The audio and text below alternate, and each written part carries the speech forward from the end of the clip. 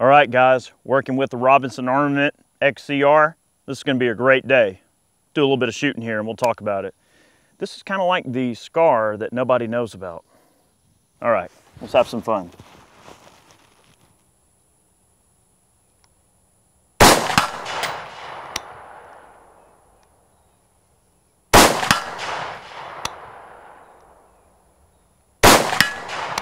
Yes, sir.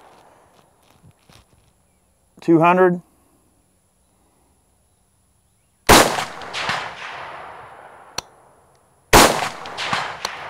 250.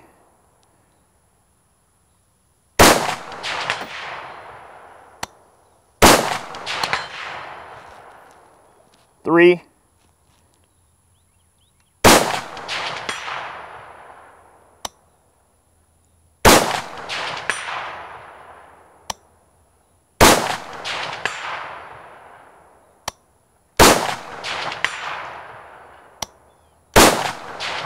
Yes, sir. Coyote.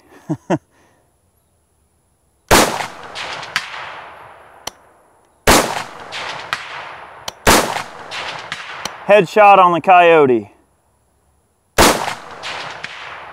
Just to the right. Impact.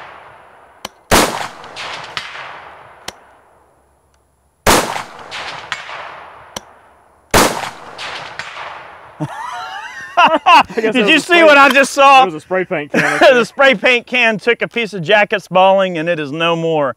What a great way to end that string. Well, guys, welcome back. This is Eric here with Iraq Veteran 8888.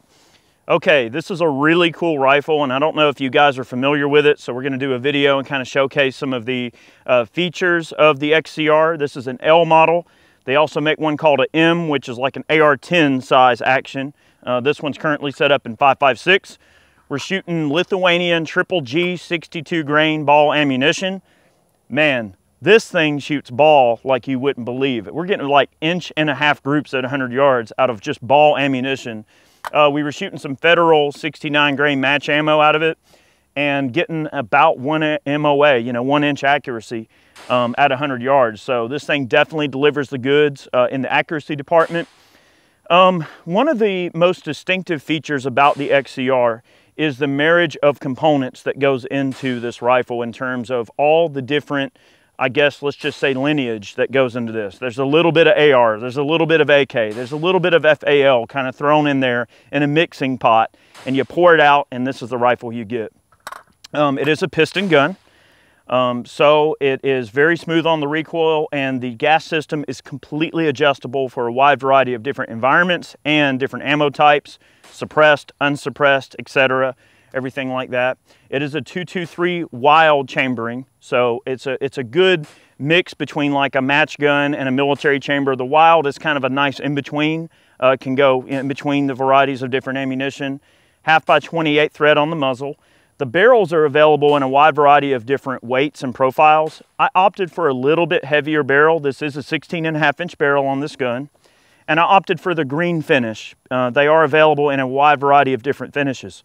The stock pretty much screams straight up FAL in terms of the folding mechanism. Just pop this guy up. You can fold the stock over, so that makes carrying it and concealing it in and out of a vehicle a lot easier. Just pop that up. You've got complete adjustability in terms of the length of pull, comb height, all of those features. There's a little set screw right here so you can lock in your favorite stock position. Okay, get it set where you want and then lock that thumb screw back down. Okay, so I'll get that back out about where it was. I think we're about right there. We'll lock that back shut. AR-15 grip modularity in terms of the grips, but this has just got Magpul grip on there.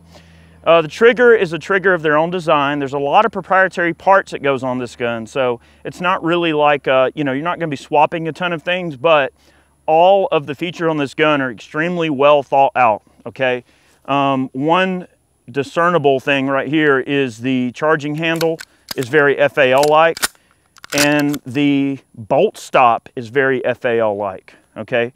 It can be reached from either side of the trigger guard to either release the bolt or lock it to the rear by pulling up. The charging handle does not reciprocate, but it does use a very similar setup to the FAL where it doubles as kind of like a dust cover, okay? So this guy slides in this annular groove here. You pull the bolt to the rear, push it forward just like on a FAL. So it kind of borrows some features from the FAL in that regard. The magazine release is ambidextrous, can be reached from either side of the rifle.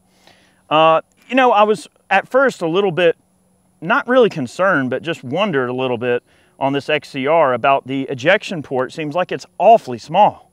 You would think that a stuck case or maybe a loaded cartridge would not be able to clear that ejection port quite so well, because it is a very small ejection port, considerably smaller than an AR-15 for sure.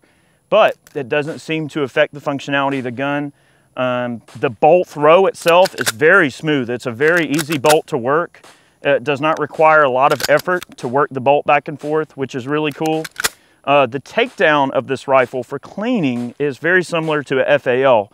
You notice on the back of the FAL, you got that thing you got to push in. You pop that little lever in and you can just open it up and access all the guts.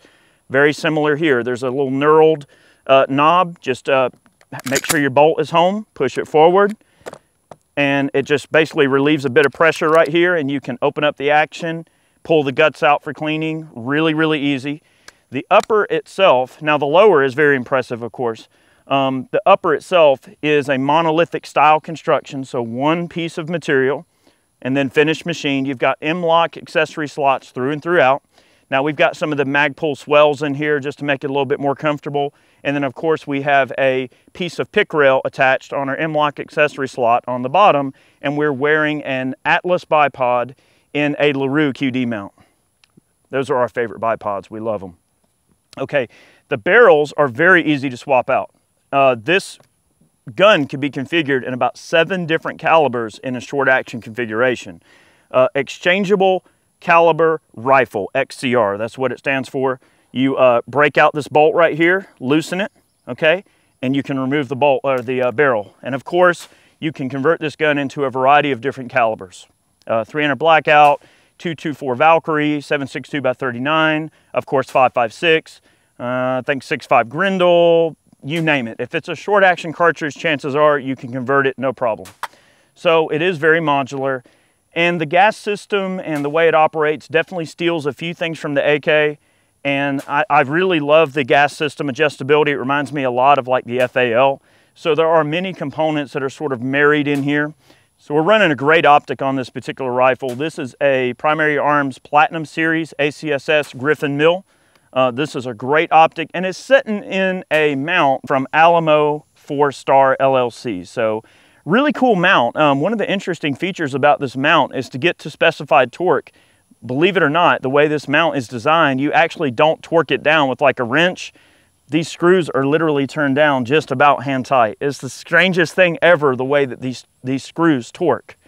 But it's solid as a rock. It's the weirdest thing. When Chad told me how this mount works, I was like, no, you're crazy. But it's just hand pressure. Okay, so we got a few more mags. Let's have some fun. This gun is ridiculously accurate. You guys might be familiar with Robinson as a company. You might remember the video we did on the M96. That's basically a semi-automatic version of the Stoner M96 service rifle. Robinson is going to be making another batch of those guns in an extremely limited quantity, super limited.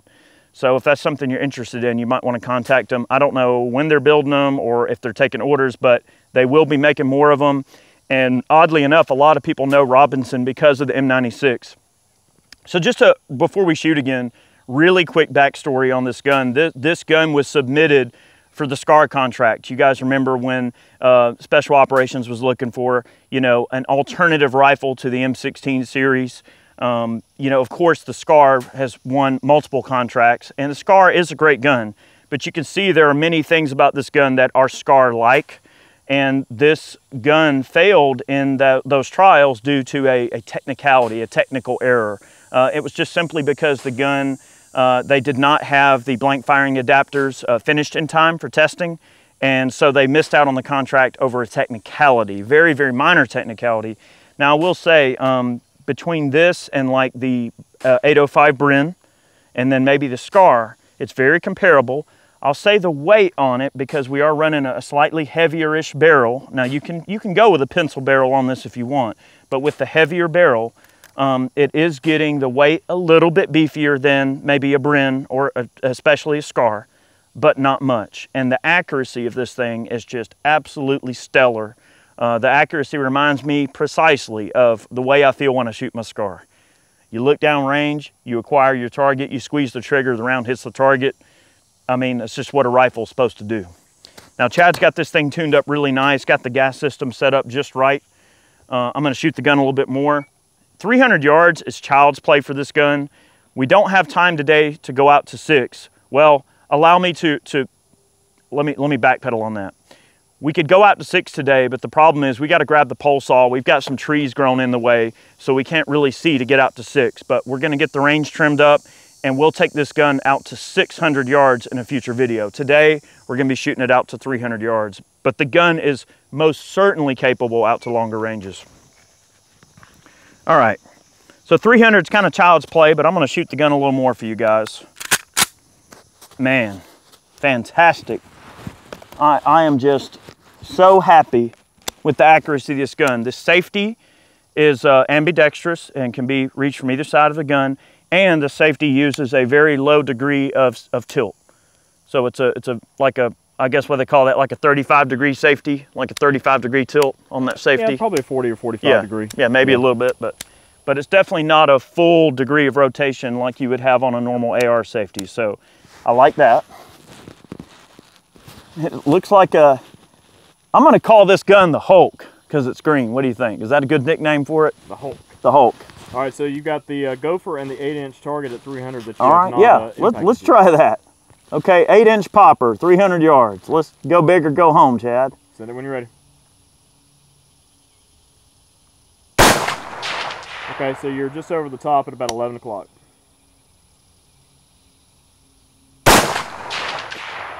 Favoring just left, it looks like. There you go.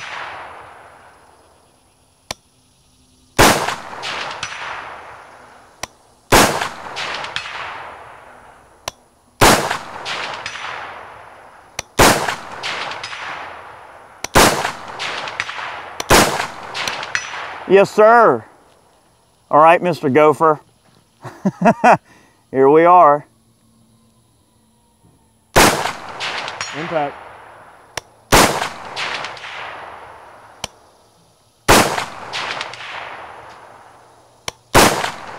You're favoring just in front of him. Impact.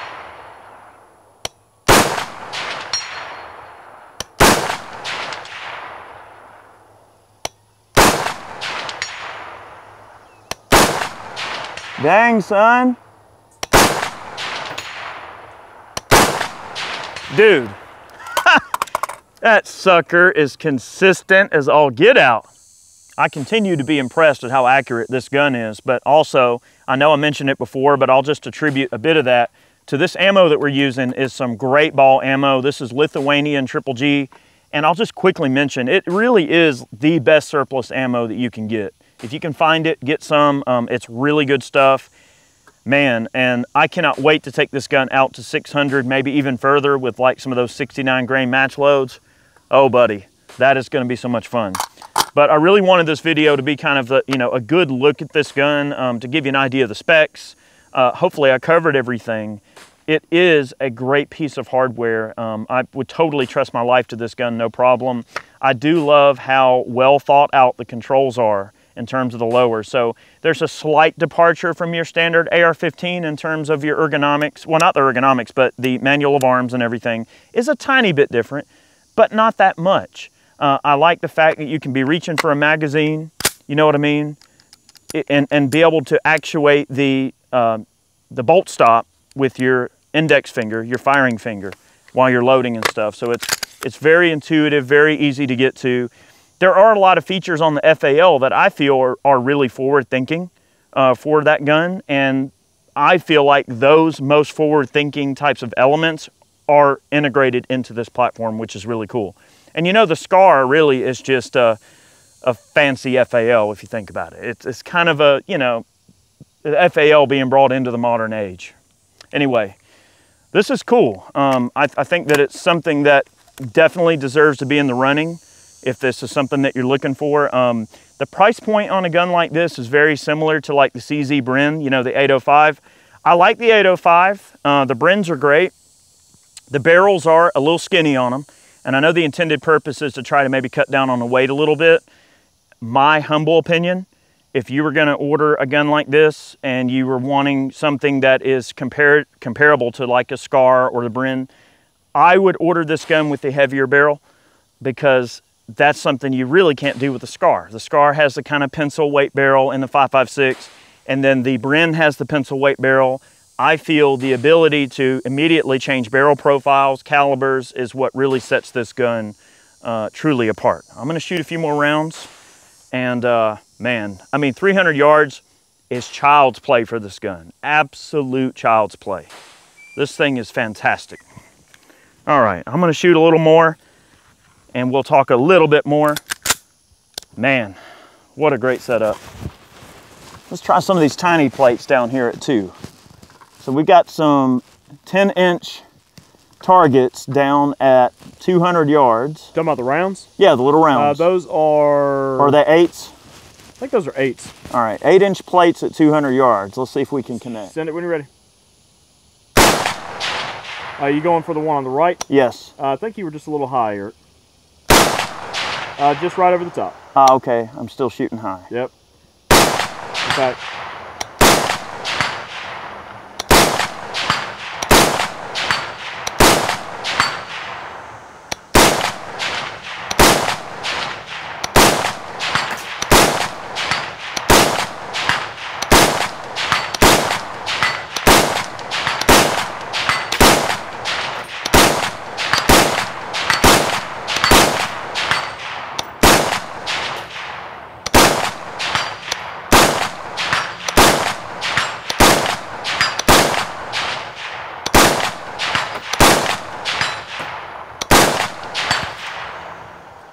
Oh yeah.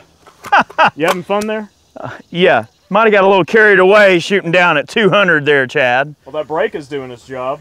Dude, that brake is absolutely obnoxious. It is obnoxious, it's so loud. But the recoil, it just completely removes the recoil from the equation. So I'm glad that Chad mentioned how loud that brake is, because the brake is extremely effective. This is their brake as well that comes on this particular rifle. I think we covered most of the points. I am definitely going to be doing more work with this gun. I love it. Right now, for me personally, and this is just me talking, take it for what you will, but the not an AR category, okay? The 2 guns that are doing it for me right now, and mind you, I own 3 SCARs, and I've got an 805, I've got a Bren. For me, this is like the tits in terms of the not an AR category for me right now. And also, I must say that the Desert Tech MDR in 5.56, dude, that gun is absolutely spectacular. I love it. It is so cool. The 308 caliber in the MDR is great, but the one we have set up in 5.56, oh man, it's such a close comparison between that gun and this one. Man, it's so hard to say. I think this gun might have a slight edge on the modularity end of things, especially with the available calibers that you can get in the XCR versus the MDR. Man, what a cool rifle. This is the most fun I've had at the range in quite a while. Guys, thanks so much for tuning in today. We hope you enjoyed today's video. We will be doing more work with this gun at longer range in a future time, so we hope that you'll tune in for that. Thank you so much. I want to take a moment to thank all of our Patreon supporters. Thank you for believing in what we do and seeing value in what we do. If you wish to support us directly, you can purchase a man can over on our website. You can see that in the description box below. Also, we got some great t-shirts for sale over on Ballistic Ink. All the funds we earn off of things like that go right back into you know, producing videos. So thank you so much for believing in what we do. Yeah, this gun is sweet. I can't wait to do some more work with it. We'll see you guys next time. Many more videos on the way.